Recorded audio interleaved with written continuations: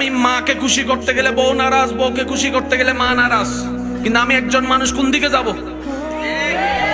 ইসলাম বলে তুমি তোমার মার কি সন্তান, তুমি তোমার বউয়ের কি স্বামী। শব্দগুলা খেয়াল করবেন। তুমি তোমার মার সন্তান, যার পায়ের নিচে তোমার বেহেশত। তুমি তোমার মায়ের পায়ের নিচে।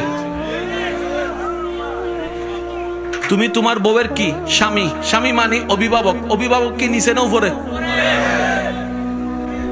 মায়ের পায়ের নিচে তুমি,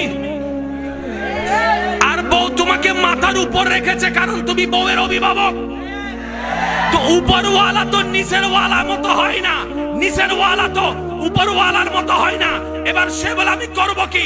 বলে যে শোনো, তুমি মাকে মাথায় রাখো, বউকে বুকে রাখো।